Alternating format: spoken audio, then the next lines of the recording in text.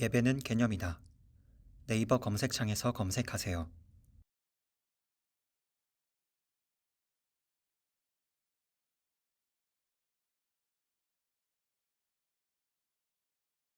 하나님 말씀 보셨습니다. 하나님 말씀 잠언 15장 29절입니다. 하나님 말씀은 잠언 15장 29절 말씀, 구약성경 927페이지입니다. 구약성경 927페이지 잠언 15장 29절 말씀 찾으셨으면, 잠언 15장 29절 말씀 찾으셨으면 우리 다 같이 한 목소리로 봉독하시겠습니다. 시작. 여호와는 악인을 멀리하시고 의인의 기도를 들으시느니라. 아멘. 이 시간은 기도론 6번째 강의가 되었습니다. 칭의와 기도라는 제목으로 하나님 말씀 증거하도록 하겠습니다. 칭의와 기도. 우리는 계속적으로 기도에 대한 성경적 가르침을 살펴보고 있습니다. 성경적 가르침을 살펴보고 있다라고 하는 이 얘기는 무슨 얘기이기도 하냐면, 우리 기도가 어떻게 이방인들의 기도 그리고 비성경적인 기도와 얼마나 차이가 나느냐에 관한 문제이기도 합니다. 우리가 이제 이 성경적인 기도에 대해서 관심을 가지고 살펴봐야 될 중요한 부분이 있습니다. 그것은 바로 칭의입니다. 칭의. 다른 교회에서는 칭의라는 말을 거의 못 들어보는 경우가 태반인데, 칭의라고 하는 단어를 못 들어봤다고 하는 것은 상당히 비극적인 얘기입니다. 전에 이제 제가 칭의로 신앙을 개혁하라라고 하는 책을 제가 이제 출판사에 맡겼더니 출판사에서 오타가 났다고 전화가 왔어요. 뭔가요? 그랬더니 이 창의 아닌가요? 창의로 신앙을 개혁하라고. 그것도 은혜가 되더라고요. 그래. 창의적이다. 굉장히. 근데 그만큼 그분이 기독교인임에도 불구하고 칭의라는 단어를 처음 들어봤다는 거예요. 그런 게 다 있어요? 그런 게 다 있죠. 예. 칭의가 얼마나 중요한 건데요.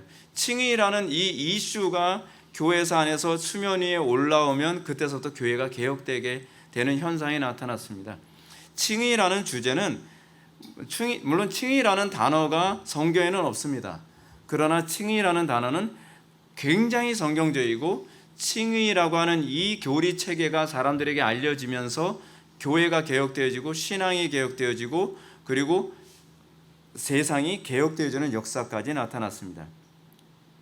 실제로 여러분, 교회사 2000년 역사 동안에 교회가 가사 상태에 빠졌을 때 칭의 교리가 수면 위에 올라오면 교회는 다시 살아났습니다. 그만큼 칭의 교리는 굉장히 중요하고 정확하게 우리가 이해하고 소화해야 될 용어입니다. 그러면 칭의가 뭡니까? 우리가 교회를 어느 정도 다닌 성도들에게도 이 용어가 굉장히 낯설게 들려지는데, 칭의라는 말은 말 그대로 칭할 칭자에다 의로울 의죠. 의롭다 칭한다는 겁니다. 의롭다 칭한다는 이 말에는 무슨 말이 내포되어 있냐면, 죄인인데 악인보다는 죄인이라는 말이 더 적절하겠죠. 죄인인데 이 죄인을 사실 의롭지 않은데 의롭다라고 그냥 불러주는 거예요. 일컫는 거예요. 칭하는 거예요. 근데 여러분, 이 말이 좀 이상하지 않나요? 아니, 죄인이면 죄인이지 왜 죄인을 의롭다라고 칭해요? 죄인이면 죄인인데 왜 죄인을 의롭다라고 이렇게 간주를 하나요? 근데 여러분, 이것이 그냥 의롭다 칭하는 것이 아니죠. 앞에 뭐가 하나 더 붙죠. 믿음으로써, 이자에다가 믿을 신자 쓰죠. 그래서 이신 칭의, 믿음으로써 의롭게 되는 겁니다. 그냥 의롭다고 칭하는 것이 아니라 믿는 자에게만, 아무런 모든 죄인들을 다 의롭다 칭하는 것이 아니라 믿는 자들에게만 의롭다 칭한다라고 하는 것입니다. 공의로우신 하나님이 마치 편법을 행하는 것처럼 보일 수도 있습니다. 아니, 공의로우신 하나님이 어떻게 자기 믿어뒀다고 얼렁뚱땅 저 사람은 의롭다고 해줘? 그냥 의롭다 해주는 겁니까? 우리가 칭의론을 이해하기 위해서 그래서 반드시 이해해야 되는 것이 뭐냐면 대속이라는 교리가 뒤따라오게 되죠. 그냥 아무나 의롭게 칭해주는 것이 아닙니다. 그거를 누군가가 대신 그 죄의 대가를 치른 거죠. 그래서 의롭다 칭하는 겁니다. 근데 누가 그 죄에 대한 대가를 대신 치르셨습니까? 거룩하신 독생하신 예수 그리스도께서 육신을 입고 이 땅에 오셔서 우리가 받아야 될 형벌을 예수님이 대신 다 치르신 거죠. 그걸 우리는 속죄라고 얘기합니다. 주님께서 우리의 죄를 대신 치르셨기 때문에 우리가 죄인임에도 불구하고 우리가 그 죄에 대한 대가를 치르지 않게 된 거예요. 그래서 루터는 뭐라고 얘기하냐면 우리는 의롭게 된 죄인이라고 얘기합니다. 믿음으로써 의롭다라고 칭함을 받았지만 여전히 우리의 실체는 뭐예요? 죄인의 상태라는 것을 잊어서는 안 된다는 겁니다. 우리가 죄인의 상태라는 것을 알게 됨, 그리고 내가 죄인임에도 불구하고 의롭다 칭하셨다라고 하는 건 정말 영광스러운 거 아닙니까? 사형 틀에 딱 가서 우리가 형벌을 받아야 되는데 너 죄인이지만 누군가가 너 대신 죄를 해결해 줬어. 그렇기 때문에 너는 이 죄에 대한 대가를 치르지 않아도 돼 라고 하는 것을 여러분 알게 된다면 감격스럽지 않나요? 근데 그 감격스러움의 밑바탕이 뭐냐면 내가 죄인이라는 인식에서 출발을 해요. 루터가 그래서 우리는 그냥 의인이 아니라 의롭게 된 죄인이라고 얘기하는 이유가 거기 있는 겁니다. 우리가 죄인이라는 의식이 있어요. 나 같은 죄인을 살려셨어. 나 같은 죄인을 주님께서 형벌 가운데 놔두시지 아니하시고 예수님께서 그 당신의 사랑스러운 아들을 십자가에 못 박아서 죽기까지 사랑하시고, 그래서 내가 그 죄에 대한 형벌을 받지 않게 된 거죠. 그래서 내가 죄인이라는 것을 인식이 있을 때에 그 의롭게 되어짐에 대한 감격이 있는 거죠. 거기서 성화가 나오는 것이고 거기서 거룩함이 나오는 겁니다. 우리가 이 칭의 교리를 잘못 이해하는 사람들은 그냥 나는 믿음으로 의롭게 되니까, 나는 뭐 믿었으니까 난 지옥은 안 가겠지. 근데 문제는 그런 사람들의 특징이 뭐냐면 자기 자신에 대한 죄인 의식이 없어요. 여러분, 바울이 뭐라고 얘기합니까? 바울은 신앙이 깊어지면 깊어질수록 나는 죄인 중에 괴수다라고 얘기합니다. 죄인 중에 괴수다, 그거 자책하라는 얘기가 아닙니다. 죄책감에 빠지라는 얘기가 아닙니다. 내가 이렇게 악한 존재인데 나는 정말 그런 말 있잖아요. 까도 죄인인 거예요. 내 속에 의로움을 하나도 발견할 수가 없는 거예요. 뭔가 좀 괜찮다라고 하는 거 까봐도 죄인인 거예요. 근데 그런 죄인인 나를 구원하신 거예요. 그런 죄인인 나에게 하나님께서 구속의 은총을, 속죄의 은총을 나에게 허락하신 거예요. 그러니까 어때요? 감격스럽죠. 내가 죄인됨을 깨달은 만큼 그리스도의 은혜가 더 감격스럽고, 내가 죄인이라는 것에 대한 자각이 있는 만큼 예수님을 나를 위해서 십자가에 못 박아 돌아가시게 한 그 아버지의 사랑이 너무 영광스러운 거죠. 그래서 우리는 뭐라고 얘기합니까? 내가 이 은혜를 무엇으로 갚으리이까? 내가 어떻게 해야 하나님께서 나에게 베풀어 주신 그 은혜에 내가 보답할 수 있겠습니까? 이 고백 나오게 되는 게 칭의입니다. 우리가 이 칭의에 대해서 제대로 모르면 그냥 나 뭐 천국은 가는 거지, 나 구원의 확신이 있어요, 그따위 소리나 자꾸 하고 있는 거예요. 나 구원의 확신이 있으니까 더 이상 건드리지 말아요. 그따위 소리 하는 인간들의 특징이 무엇입니까? 내가 죄인이라는 걸 몰라요. 내가 어떤 상태에서 구원받은 존재인지에 대한 인식이 없어요. 그래서 제가 여러분들한테 그따위 소리라는 거 얘기하는 거예요. 그건 그따위 소리예요. 그건요, 내 속에 죄인이라는 인식 없이 의롭게 되면 없습니다. 여러분, 칭의됨의 가장 큰 전제는 무엇이냐면 내가 죄인되고 내가 얼마나 무능한 존재인데에 대한 자각, 그 가운데서 다윗의 자손 예수여 나를 불쌍히 여기소서라고 하는 주의 이름을 부르심. 그래서 여러분들 어떻게 생각합니까? 여러분들 우리 교회 와서 제일 고달픈 게 뭐예요? 그냥 믿었으면 구원받았다라고 좀 쳐주지, 뭐 그렇게 까다롭게 해. 뭐 그렇게 우리가 죄인이라는 걸 깨달아야 되고 내가 죄인이라는 각성이 전제되어야 되고, 다른 교회는 그렇게도 안 하더만. 그러니까 다른 교회 상당수의 교인들이 믿음으로 구원받았다, 구원 확신이 있다라고 하는데 엉뚱한 짓 하고 돌아다니는 거예요. 하나님을 영화롭게 하는 삶을 사는 것이 아니라 정말 무율법주의적인 삶을 살아가면서 뭐라고 해요? 그래도 믿음으로 구원받는 것이 행위로 구원받는 것입니까? 그런 소리 하는 거죠. 그거 잘못 가르쳐서 그래요. 그럼 믿음으로 구원받는다는 것이 무슨 소리인지 잘 모르는 거예요. 어떤 사람이 믿음으로 구원을 받습니까? 절박한 사람이죠. 절박한 사람. 내 의로는 결코 구원받을 수 없다는 것을 절박하게 깨달은 사람, 내 힘으로는 결코 구원받을 수 없다고 하는 그 무능함을 절박하게 깨달은 사람이 최종적으로 붙들게 되는 게 그게 믿음이에요. 믿음으로 구원받는다는 게 그걸 얘기하는 것이 그냥 믿어요, 그냥 깃털같이 가벼운 말투로 그냥 믿으니까 그냥 구원받겠죠. 뭐자만 안 붙여도 진짜 화가 안 나는데, 그러면서 그걸 구원이라고, 그게 의롭다 칭함이라고 자꾸 생각하는 거예요. 여러분, 루터가 의롭게 됨을 경험할 때 어떻게 의롭게 됨을 경험했습니까? 그걸 믿음으로 그렇게 되는 거구만. 루터가 그렇게 구원받았습니까?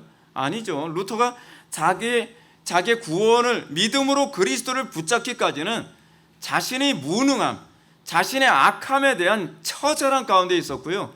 그 가운데에 그 성경책 수도 없이 봤는데 이제까지 안 보였던 그 성경 구절이 있는 거죠. 로마서 1장 26절 27절 말씀이 갑자기 보이기 시작하는 오직 의인은 믿음으로만 사는 거였네. 근데 루터가 과거에 그 의인이라는 개념을 어떻게 이해를 했었냐면 내가 선을 행해야만, 그래야 그 의로움 가지고서 구원받는다고 생각하는 거예요. 그래서 루터가 성경 읽으면서 제일 공포스러웠던 게 뭐냐면 복음에는 하나님의 의가 나타나나니 그 말씀이 너무 혐오스러웠던 거예요. 왜냐하면 그 복음에 하나님의 의가 나타나서 내가 죄인이라는 걸 자꾸 정죄하는 것으로 보였다는 거죠. 그래서 난 하나님이 너무 무서운 거예요. 왜냐하면 내가 죄인이라고 하나님께 자꾸 정죄를 하니까. 근데 복음에 나타난 하나님의 의는 예수 그리스도라는 걸 알게 됐어요. 그리고 내가 예수 그리스도의 의를 덧입어서 내가 의롭다 칭함을 받게 되었다는 것을 알고 나서 정말 내가 이것을 뭐로 내가 보답할 수 있겠습니까? 내가 어떻게 해야 이 은혜를 내가 감당할 수 있습니까? 하면서 그에게 나타났던 것이 뭐예요? 그게 일평생 하나님께 종교개혁자로서 헌신된 삶을 살 수 있게 된 거죠. 그러면서 어떻게 살았어요? 그가요. 책을 몇 권 썼다고요? 3,100권. 그게 예수 그리스도의 은혜로 말미암아 내가 의롭다 됐단, 내가 죄인임에도 불구하고 의롭다 칭함을 받았다라는 것을 깨닫게 된 자에게 나타난 고백 아닙니까? 일평생 기도의 삶을 살아가고 일평생 온몸이 종합병원인 삶을 살아가면서도 하나님 그래도 나 이 정도 했으면 잘한 거 아니에요? 그런 삶이 아니라 하나님 그래도 내가 무엇으로 주님께 보답할 수 있겠습니까? 내 늙고 병든 몸이나마 주님께 더 헌신하기 원합니다. 의인으로서의 그 고백이 아니죠. 죄인 된 자. 그런 고백, 그게 진짜 칭의가 무엇인지 아는 거예요. 그래서 칭의 교리가 신령소에 박히면 역사가 일어나는 거예요. 변화가 일어나는 거죠. 개혁이 일어나는 겁니다. 가정이 개혁이 일어나고 교회가 개혁이 일어나고 사회의 개혁이 일어나는 거예요. 왜냐하면 죄인이 의롭다 칭함을 받는다는 것이 얼마나 영광스럽고 복된지를 깨닫게 됐기 때문에 그런 것입니다. 근데 우리가 이 칭의를 생각할 때 그래서 좀 착각하면 안 되는 것이 뭐냐면 칭의는요, 우리가 의로운 사람이 됐다는 것이 아니에요. 칭의 교리가 궁극적으로 목표라는 바가 뭐냐면 그 신분의 변화를 통해서 이제는 하나님과 교제할 수 있는 사람이 됐다는 것입니다. 왜냐하면 죄인은 하나님과 교제할 수 없기 때문에. 우리가 하나님과 교제할 수 없는 이유가 뭐예요? 우리가 신분 때문에 그런 것 아닙니까? 신분이 죄인이라는 신분을 가지고서는 하나님께 나아갈 수 없기 때문에. 그래서 하나님께서 우리가 하나님께 나아갈 수 있는 신분으로 우리를 만들어 주시기 위해서 예수 그리스도 통해 죄인인 우리를 의롭다 칭하시고 우리가 소위 지성소를 찍고 그 안에 들어갈 담력을 얻게 되는 거죠. 그렇죠? 그래서 우리가 주님과 교제하게 된 겁니다. 그래서 주님과 교제하게 된 것이 뭐로 나타나요? 하이델베르크나 웨스트민스터 신앙고백서에서 얘기하는 게 무엇입니까? 기도와 말씀에 대한 순종, 율법에 대한 순종으로 나오는 거죠. 기도와 율법은요, 죄인이 하나님과 교제하게 됐다는 것을 보여주는 외적인 표징이에요. 기도 죽어라고 안 하고 하나님 말씀대로 죽어라고 순종 안 하면서 그래도 내가 믿었습니다. 그거는요, 내가 의인이라는 걸, 내가 죄인이라는 걸 인식하지 못하면서 칭의 교리를 머리로만 안 사람들이 나타나는 특징이에요. 칭의 교리를 진정으로 한다면 그 하나님께 대한 감사가 따라오게 되는 것이고요. 그 감사가 뭐예요? 율법에 대한 순종과 기도 생활을 통해서 하나님과 교제하는 걸 기뻐하는 거죠. 여러분, 왜 우리가 본성적으로 기도하기 그렇게 싫어하는지 아십니까? 왜냐하면 하나님과 교제하는 게 싫거든요. 근데 우리가 의롭게 된 죄인이 되고 나면 우리 하나님과 교제하는 게 기뻐지는 거죠. 그래서 우리가 예배하는 것이 우리에게 기쁨이 되고, 왜 예배가 왜 기쁨이 되겠습니까? 예배에는 기도와 말씀이라고 하는 하나님께 대한 감사의 표현의 이 요소가 가득 담겨져 있기 때문에 그렇습니다. 그래서 종교개혁자들, 특히 칼빈 같은 사람들은 뭐라고 얘기하냐면 하나님의 은혜의 방편으로서 가장 강력하게 주어진 것은 예배라고 말하는 겁니다. 예배를 등한시하면서 여러분들이 성령 충만할 수가 없어요. 예배를 등한시하면서 여러분들이 신앙이 좋다 얘기할 수 없어요. 저는 예배를 등한시하면서 신앙이 좋다고 하는 말에는 전 속질 않습니다. 그건 인정할 수 없어요. 왜냐하면 그거는 은혜의 방편이 아니니까. 은혜의 방편을 무시하면서 우리는 성령 충만해질 수가 없기 때문에 그런 거거든요. 근데 여기서 우리가 좀 주의해야 될 것이 있습니다. 그것은 하나님, 다시 말해서 초월자이신 신과 교제할 수 있는 합법적 신분이 돼서 교제할 수 있게 됐다는 것은요, 무슨 신비적인 체험에 빠질 수 있게 됐다는 것을 의미하는 것이 아닙니다. 물론 우리에게서 신비적 체험이 동반됩니다. 동반되기도 합니다. 근데 그것이 목적이 아니라는 겁니다. 본질적으로 우리가 하나님과 교제할 수 있게 됐다는 것은 우리가 하나님의 계명을 즐거워해서 그 말씀대로 따를 수 있게 됐다는 거죠.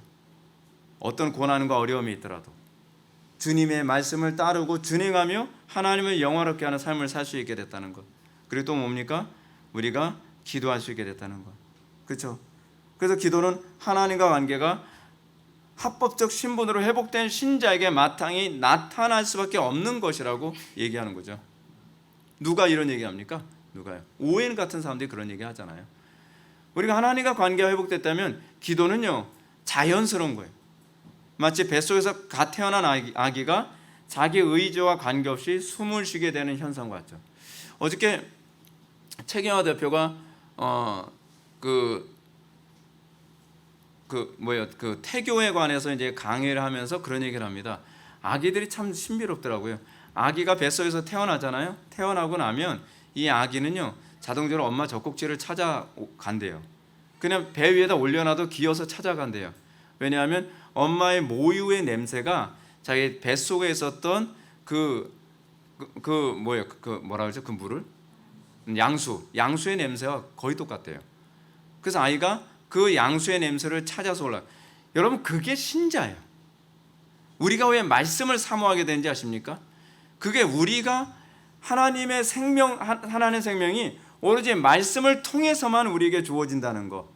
그리고 숨 쉬는 것도 여러분, 뱃속에서 숨 쉬어본 경험이 없는 아이가 태어나면 숨을 쉬어요. 근데 제가 어저께 강의 들으면서 굉장히 은혜가 됐던 게 하나 있어요. 여러분들 회심하는 게 굉장히 어렵죠.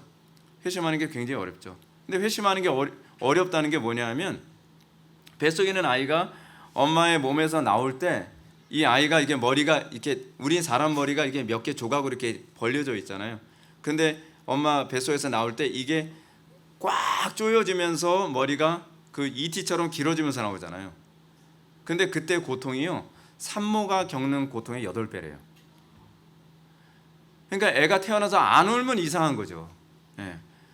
그러니까 아파서 우는 거예요. 괴로워서. 예.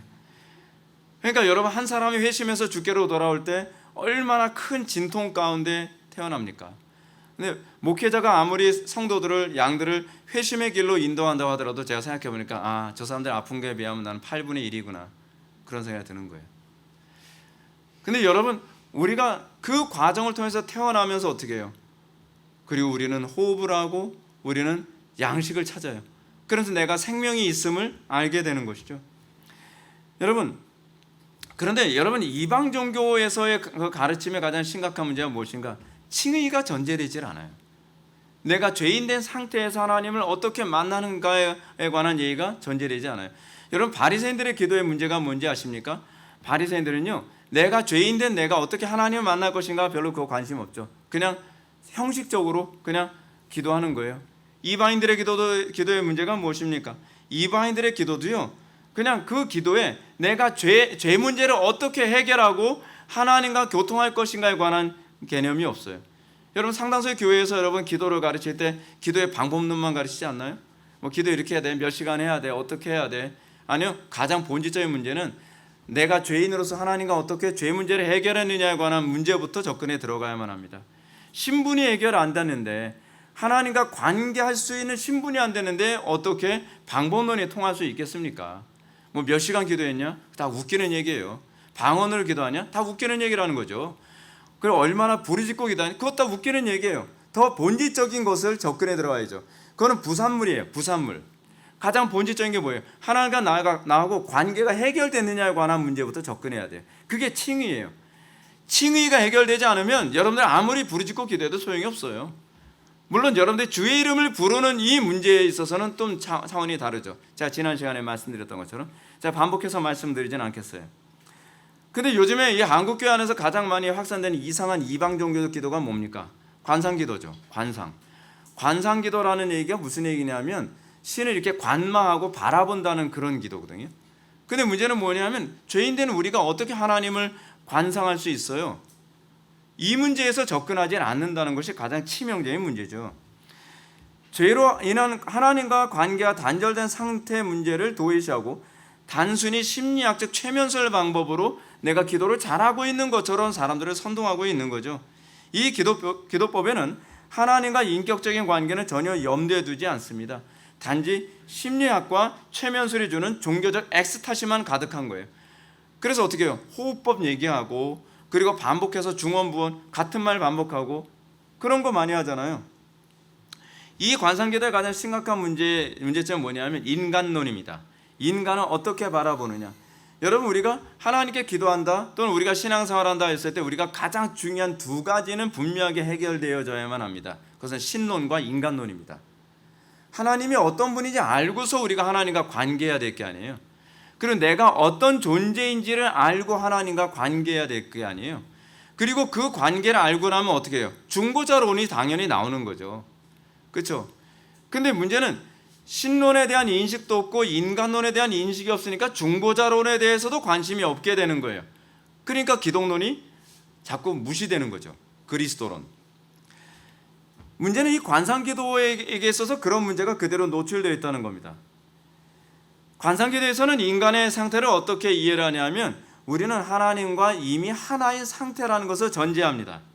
자신이 그 사실을 깨닫지 못하고 있는 것에 불과하다는 거예요.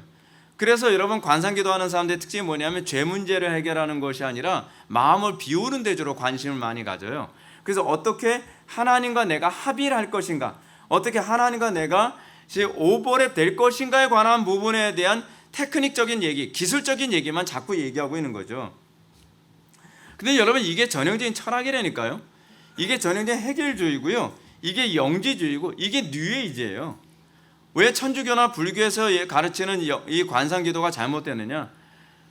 내가 죄인된 상태이므로 하나님 앞에서 나의 죄 문제를 해결해야 된다는 인식 없이 그냥 내가 이미 의로운 사람이고 나는 구원받은 사람이라는 걸 전제로 해요. 근데 요즘 한국교회가 어떤가요? 우리의 죄 문제 해결해야 된다는 얘기 별로 안 하잖아요. 그냥 영접게 됐으나 구원받은 거로 도매급으로 치고 그걸 전제로 해서 어떻게 해요? 근데 기도가 안 되는데요? 그럼 기도가 안 되면 어떻게 하죠? 영접게 돼서 여러분들 뭐 구원받은 사람이니까 그 다음에 기도 잘 되게 해줄게요. 그래서 관상기도 가르치고 그리고 이상한 중언부언하는 기술적인 것만 자꾸 가르치면서 어떻게 해요? 자꾸 사람을 괴물로 만들어가는 거죠. 자꾸요. 괴물로 만들어가요. 그러면서 신앙생활 오래 했는데 자꾸 무당이 돼가는 거죠. 그러므로 관상기도에서 얘기하는 이 구원이란 마치 불교와 같아요. 불교는 뭐예요? 성불되는 거죠. 근데 성불을 다른 말로 얘기하면 합일이에요. 신과 내가 합일되는 것이거든요. 이게 천주교에서 얘기하는 관상기도가 목표라는 겁니다. 그러므로 이 개념이 히피들에게도 그대로 나타나는데 히피들이 여러분 왜 그 막 마약하고 뭐 그 못된 짓 하고 인생을 그렇게 사는지 아십니까? 그것이 마약이나 대마초를 하는 것이 신과 합이라는 방법이라고 생각했기 때문에 그래요. 그 사람들이 무슨 뭐 그걸 물론 즐기는 거죠. 즐기는 것도 있는데 궁극적인 목적이 뭐냐면 그런 엑스타시 상태에 들어가야 신과 내가 합일될 수 있다고 생각하는 그런 가르침 때문에 그렇습니다. 근데 이것이 부작용이 많으니까 어떤 식으로 이게 바뀌냐면 이제는 명상운동으로 바뀐 거예요. 명상운동. 그래서 어떻게 해요? 명상 음악 나오잖아요. 그게 뉴에이지 음악이거든요. 뉴에이지 음악이 명상에 잠기기 위해서 만든 음악이에요. 그래서 그 음악을 하면 음악들은 어때요? 자꾸 우울해지잖아요. 우울해지면 사람들이 자꾸 이렇게 생각이 자기 내부로 자꾸 향하게 되거든요. 기독교 신앙은요, 우리의 사고가 내부로 향하는 것이 아니라 외부로 향하는 겁니다. 아버지를 더 알아가는 것. 아버지를 알아감으로써 내가 보이는 것이지 내 자신에 대한 깊이 있는 명상을 통해서 하나님을 알아가는 게 아니에요. 그래서 명상의 특징이 뭐냐면 내 속에 신의 빛을 찾는 차원에서 명상을 하거든요. 그래서 그 사람들이 주로 뭘 많이 하죠? 침묵기도 같은 걸 많이 하는 이유가 거기에 있어요. 왜냐하면 조용한 상태에서 뉴에이지 음악 같은 거 틀어놓고 자기의 마음이 거기에 우울한 상태에서 이렇게 침울해지면 그 안에서 내 속에 내가 신이라는 그 빛을 발견하는 거죠. 뭐 그런 데서 나온 것이 아마 일루미나티가 아마 그런 것을 염두에 두고 있는 것 같아요. 근데 그러면서 내 속에는 신적인 속성을 발견함으로 내가 신이라는 걸 발견하죠. 그것이 소위 뉴에이지 운동이나 관상기도나 히피들의 명상운동의 특징이에요. 근데 기독교가 가르치는 성경의 가르침은 어때요? 우리는 우리 밖에 계신 하나님에 대한 인식, 그리고 그 하나님을 통해 내가 죄인이라는 인식을 하게 되죠. 하나님을 바라봄으로 내가 보이는 것. 뉴에이지는 내가 신이라는 것, 내 속에는 신성을 발견함으로 내가 신이라는 것을 발견하는 것. 완전히 다르죠. 방향 자체가 정반대예요. 근데 많은 사람들이 이런 뉴에이지적인 운동이 성경적인 기도라고 생각을 하면서 점점 이방 종교화 돼버려요. 저 가는 거죠. 그렇게 타락해져 가는 겁니다. 기도가 잘못되면 자동적으로 그렇게 바뀌어 가는 거예요. 놀라운 사실은 이런 흐름이 대부분의 교회가 중생을 통해 칭의가 돼야 비로소 올바른 기도가 가능하다는 점을 가르치지 않는 것이라는 차원에서 같이 가고 있다는 거죠. 다시 말해서 하나님과 관계회복 없이 기도 잘하는 방법을 가르치려고 무진장 애를 쓴다는 겁니다. 요즘 기도를 가르치는 교회들이 대부분 그렇습니다. 하나님과 나와 어떻게 관계를 회복하고 회복된 관계 안에서 어떻게 그 깊은 기도를 경험할 것인가를 가르치질 않아요. 그래서 어떻습니까? 그냥 기도의 방법론, 몇 시간 기도. 옛날에 그런 기도 했었어요. 뭐 4시간 기도하는 법. 4시간 기도한다고 해서 달라지나요? 안 달라져요. 많이 기도한다고 달라지는 게 아니에요. 방언으로 기도한다고 달라지는 것 아닙니다. 여러분들 관상기도처럼 뭐 주기도문 몇백 번, 몇천 번 외운다고 뭐가 달라지는 것 아닙니다. 가장 본질적인 것, 제가 우리 교회에서 항상 관심을 갖는 본질은 뭐냐면 하나님과의 관계예요. 여기서 출발하게 되면 자동적으로 기도가 안정적으로 가게 됩니다. 방법론은 그 이후에 알아서 따라오는 거예요. 방법론이 무엇을 만들지 않아요. 그것이 기독교 신앙의 특징이에요. 그러나 하나님과의 관계 안에서 다양한 방법이 나올 수는 있죠. 그것이 다양성이에요. 여러분, 김남준 목사님도 관상기도의 문제점을 이렇게 얘기합니다. 인간이 중생과 회심을 통해 하나님께 돌아간다는 의미가 아니라 관상을 통해 본래 자기의 모습을 찾는다는 의미다. 이것이 로마 가톨릭에서 얘기하는, 천주교에서 얘기하는 관상기도의 특징이죠. 그러면서 이런 기도는 전형적인 이방 기도이며 반성경적인 기도임이 틀림없습니다. 그러면 성경은 우리에게 어떤 식으로 기도하라고 가르칠까요? 칭의와 관련해서 우리는 오늘 시간 이 기도에 관해서 좀 더 면밀하게 찾아볼 것입니다. 자, 성경이 요구하는 기도의 핵심은 솔라 피데, 오직 믿음에서 출발합니다. 믿음으로 하지 않은 건 아무것도 아니에요. 여러분들이 제가 누누이 말씀드리죠. 근데 여러분들은 누누이 잊어버리죠. 뭐요? 믿음을 따라 행하지 않죠. 우리는 기도도 믿음을 따라 행해야 되고요. 우리는 교회 봉사도 믿음을 따라 행해야 되고요. 우리는 많은 선택을 하고 많은 결정을 할 때도 항상 믿음을 따라 행해야만 합니다. 근데 우리는 믿음을 따라 살아가는 것을 굉장히 불편하게 생각을 합니다. 자, 그럼 이제 질문을 던집니다. 믿음으로 기도해야 된다는 것이 무엇을 의미합니까? 오직 믿음이 도대체 뭘 의미합니까? 그냥 믿습니다 하면 되는 거 아니에요? 이거 주님께서 기뻐하실 줄 믿습니다. 그건가요? 그게 아니죠. 그건 자기 믿음이죠. 여러분, 앞에서 제가 말씀드렸던 것처럼 예수 그리스도께서 완성해 놓으시는 완전한 의를 믿는 믿음, 여기서 출발하는 것, 이것이 바로 믿음으로 기도한다는 개념이에요. 기도는 그리스도의 대속의 은총으로 말미암아 우리가 거룩하시고 한치 어둠도 없으신 하나님 앞에 나아가게 됐다는 믿음에서 출발해야만 합니다. 우리가 하나님의 존전에 설 수 있는 것은 오로지 그리스도께서 완성해 놓으신 완전한 의 때문에 가능한 것이지, 내가 뭔가 의롭게 살았기 때문에 하나님께 나아갈 어떤 자격이 부여된 것이 아닙니다. 우리가 하나님의 존전에 나아갈 수 있는 이 완전한 의는 어떻게 우리가 얻을 수 있습니까? 믿음으로만요. 그리스도의 의를 덧입을 때라야만, 그리스도로 옷 입을 때라야만 우리는 하나님 앞에 나아갈 수 있는 담력을 얻게 됩니다. 구약의 대제사장이 지성소에 들어갈 때 대제사장 옷을 입고서 들어가잖아요. 대제사장의 옷은 사실은 그리스도를 예표로 하는 옷, 그 내용들이거든요. 그리스도를 옷 입어 아버지 앞에 나아가는 것. 여러분, 그것이 우리가 이 땅을 살아가는 거죠. 진정한 대제사장은 예수 그리스도시죠. 그런 차원에서 대제사장은 예수 그리스도의 예표이지만 우리가 그리스도와 연합이라는 관점에서 본다면 그리스도를 옷 입고 우리가 아버지 앞에 나아가는 또는 지성소에 들어갈 수 있는 담력을 얻게 됨을 의미하죠. 그래서 구약의 대제사장들도 믿음으로 들어가지 않으면 그 안에서 죽었어요. 그러니까 내가 대제사장이기 때문에 내가 이 옷을 입었기 때문에 내가 지성소에 들어갈 수 있는 것이 아니라 내가 믿음으로 그리스도를 덧입었을 때라야만 지성소에 들어가서 죽지 않을 수 있게 되는 거죠. 그 관점을 우리가 염두에 두고 믿음으로 우리가 그 지성소에 들어가 아버지와 대화를 하는 것이라는 이런 관점을 가지고 있어야만 합니다. 기도란 우리가 하나님의 얼굴을 대면하는 행위입니다. 그러기 위해서는 우리가 무엇보다 하나님의 얼굴을 대면할 수 있는 의의가 필요합니다. 그 의의는 내 의의로서는 불가능합니다. 기도로 하나님께 나아가는 자는 무엇보다 자기의 죄 문제가 해결되어져야만 합니다. 그래서 대제사장이 지성소에 들어갈 때 어떻게 합니까? 먼저 자기 죄 문제를 깨끗이 해결하는 제사부터 하고 들어갑니다. 이 죄 문제가 해결되지 않으면 지성소에 들어간 대제사장은 죽을 수밖에 없는 거죠.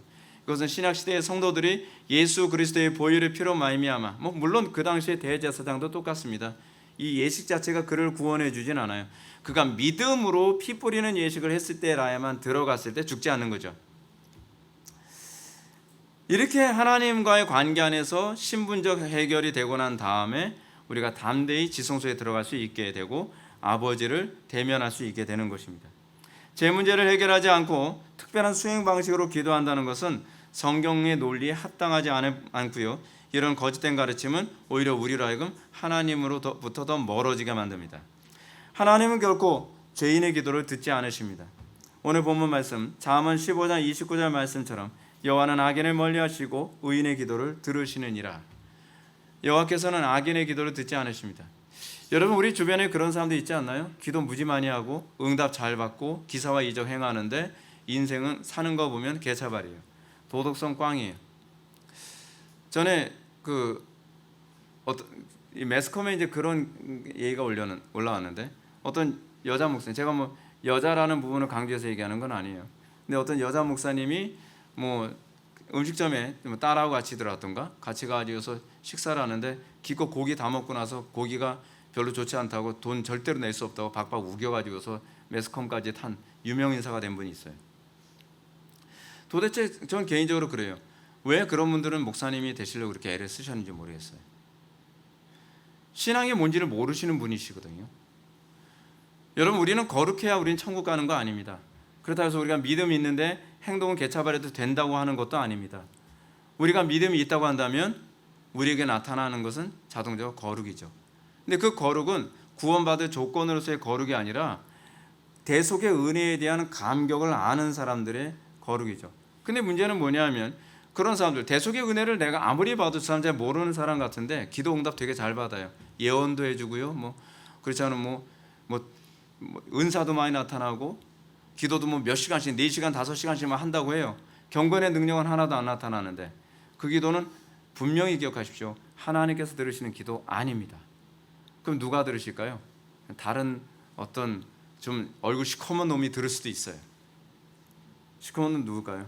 악한 영이 듣고 미혹의 영이죠. 그렇게 해서 마치 그것이 성령의 역사인 것처럼 다른 사람들을 미혹하는 겁니다. 오늘날 성경에도 없는 기도법을 가르치는 사람은 기도하는 사람에게 죄 문제를 철저히 해결하도록 가르치지 않고 방법과 기술로 기도의 효력을 어떻게 하든지 볼 수 있는 것처럼 가르칩니다.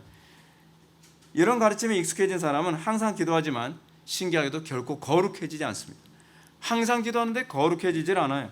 믿음이 자라지도 않습니다. 주의 이름도 귀신도 쫓고 능력도 하고 병도 고치고 설교도 잘하고 은사도 많이 나온다고 하지만 그 삶 속에서 그리스도를 아는 향기가 전혀 풍기질 않아요. 세상과 구별되는 경건의 능력도 나타나지 않습니다. 항상 배우나 진리에 이르지 못합니다. 기도 잘못하고 있는 겁니다. 여러분 점검하십시오. 제발 점검하십시오.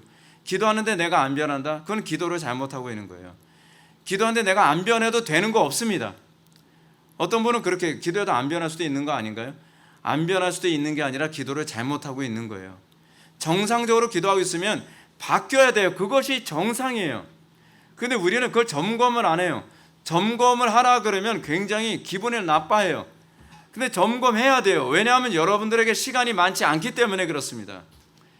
여러분 시간 많은 것 같습니까? 주님 오실 날이 여러분 멀지 않은 것 같지 않나요?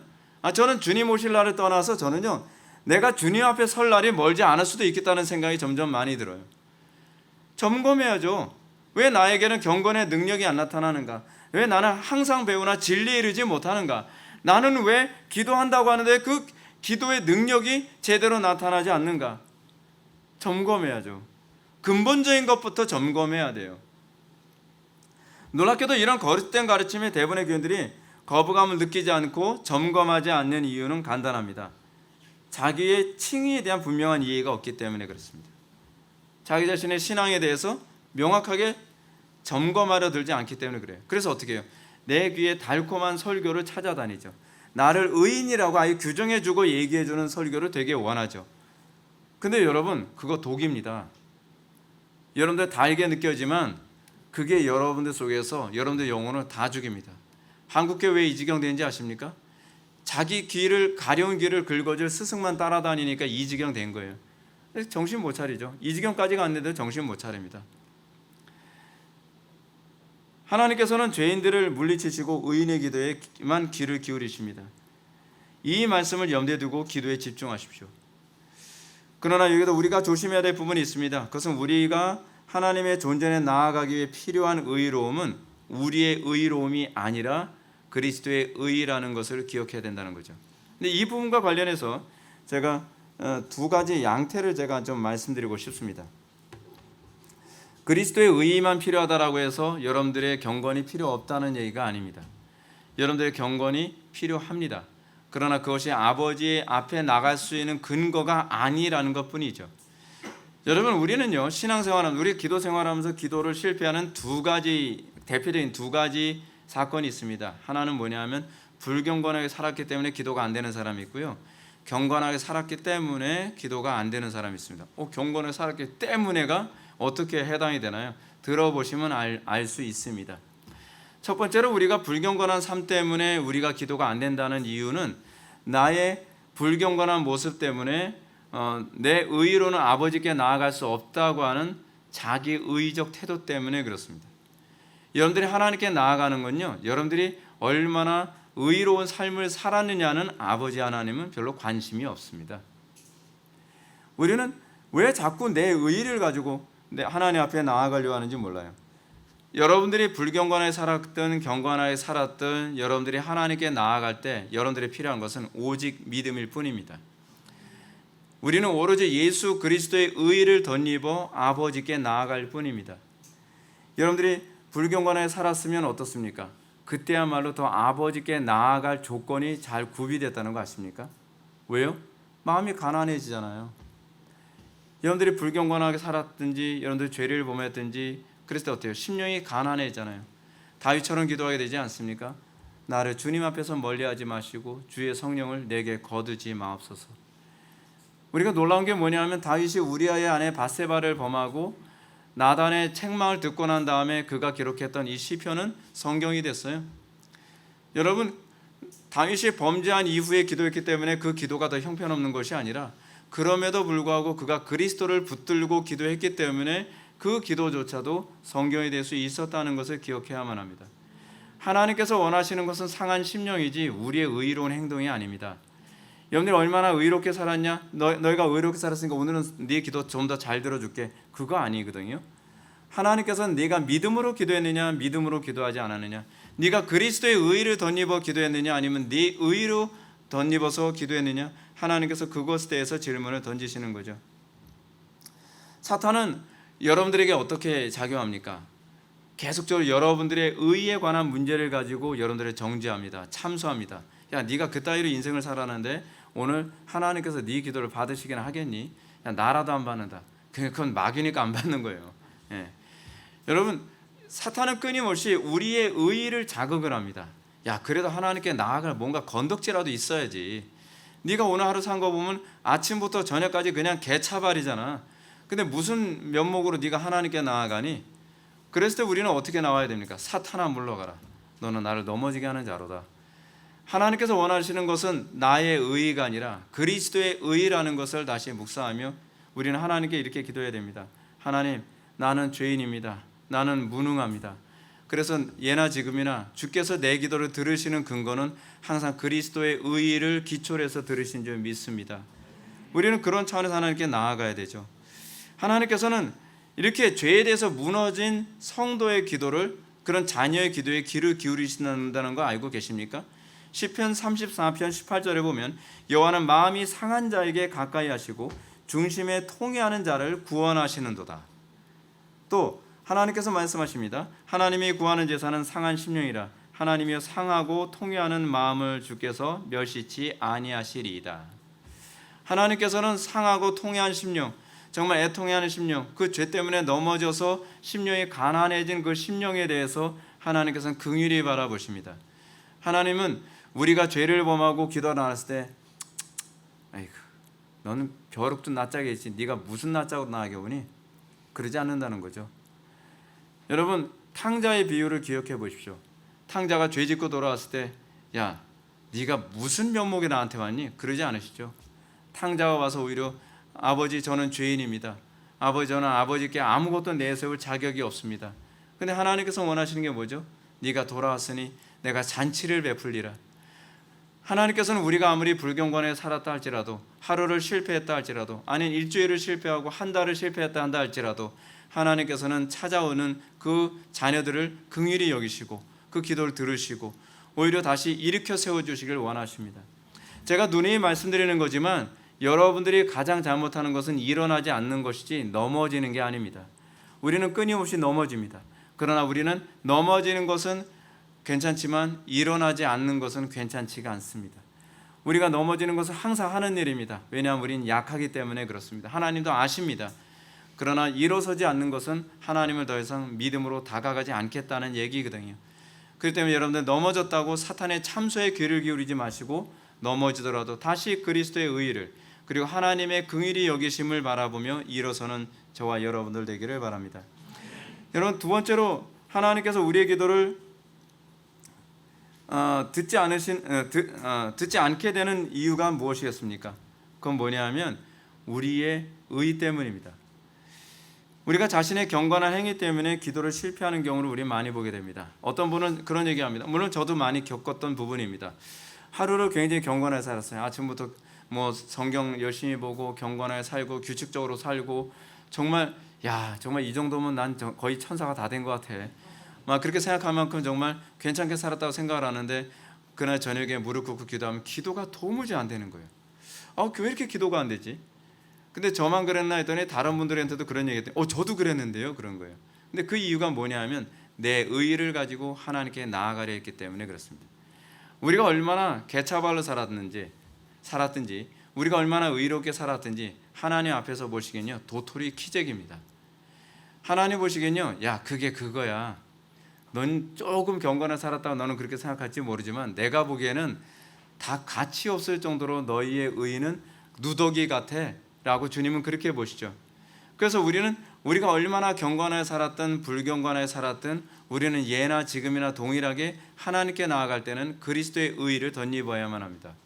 물론 이런 건 있습니다. 여러분들이 불경건하게 살면 그만큼 성령을 소멸했기 때문에 기도가 안 되는 일은 생겨요. 성령을 소멸하면서 기도가 잘 되기는 바라지 마십시오. 근데 여러분들이 경건하게 살면 그만큼 성령으로 충만한 삶을 살았고 그만큼 하나님께 나아가는 데서 성령에 충만한 상태이기 때문에 훨씬 수월한 건 사실이죠.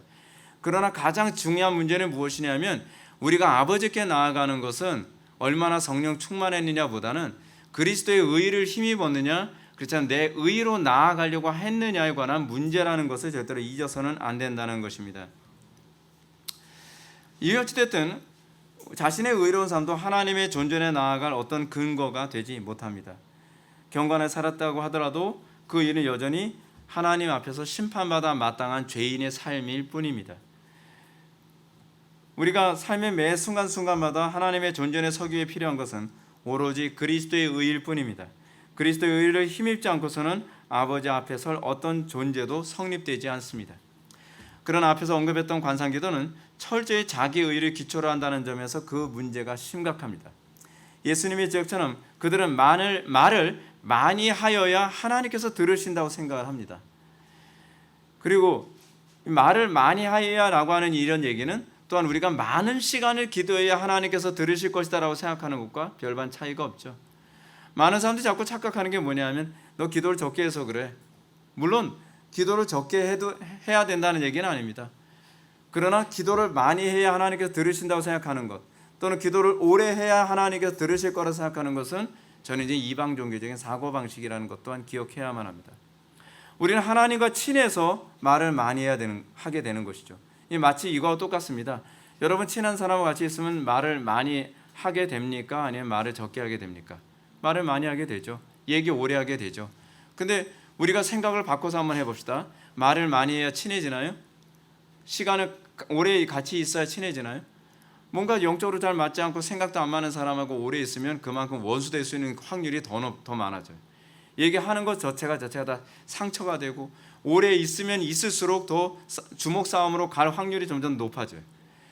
궁극적으로 하나님과 관계가 좋아서 오래 기도하는 것과 내가 오래 기도해서 하나님과 관계가 좋아진다는 건 완전 딴 얘기죠. 하나님과 관계가 좋아서 오래 기도하는 거야말로 정말 퍼펙트죠. 정말 좋은 거죠. 근데 문제는 뭐냐면 내가 하나님과 올바른 관계, 좋은 관계에 있는지도 점검이 안 된 상태에서 무조건 기도 많이 하고 무조건 오래 기도하고 그리고 맨날 4시간 기도하는 법, 4시간 기도해서 뭐에 써먹으려고요? 그 사람도 이렇게 얘기합니다. 루터가 4시간 기도했고 요한 웨슬리가 4시간 기도했으니까 우리도 4시간 기도하면 동일한 역사가 나타난다.